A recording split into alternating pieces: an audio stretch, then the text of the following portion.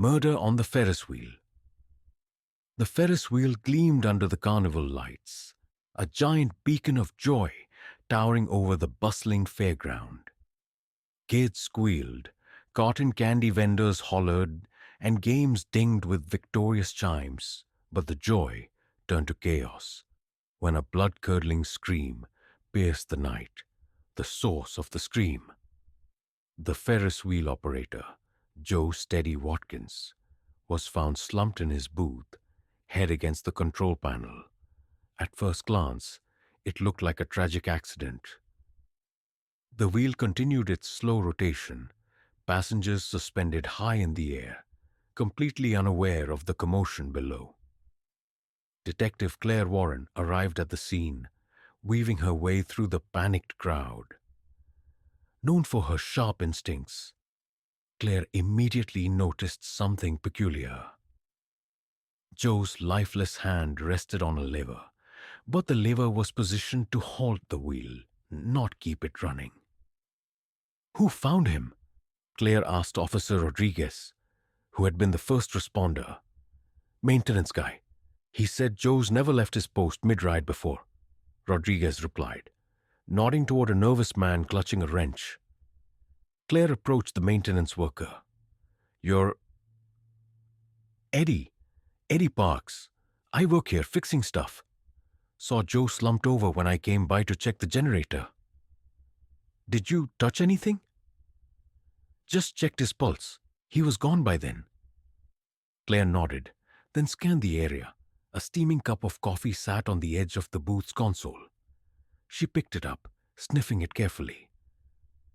"Smells off," she muttered. "Rodriguez, bag this for testing." As the forensic team arrived, Claire interrogated the employees. One name stood out: Sandy, a fiery redhead who worked the game booths nearby. She and Joe were known for their public spats. Sandy scowled as Claire approached. "Look, I didn't like Joe, but I wouldn't kill him." "Why not?" "You argued just last week about him shortchanging you during a shift." "That's carnival gossip," Sandy snapped. "You want real beef? Talk to his wife. She showed up here earlier, yelling about some affair."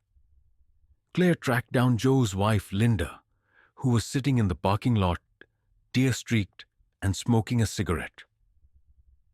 "I didn't kill him," Linda said, before Claire could even ask. "Was I mad? Yeah. He was cheating on me with some carnival girl. But murder? I just wanted to yell at him, not poison him." "Poison?" Claire arched an eyebrow. "Who said anything about poison?" Linda's eyes widened. I assumed. You said he wasn't injured." The toxicology report confirmed Claire's suspicion. Joe's coffee had been laced with cyanide. But who had access to it? Claire dug deeper into the carnival staff and uncovered a startling link. Eddie, the maintenance worker, had a chemistry degree and a checkered past involving fraud charges. When confronted, Eddie broke. "Joe found out I'd been siphoning money from ticket sales. Said he'd turn me in. I panicked, okay?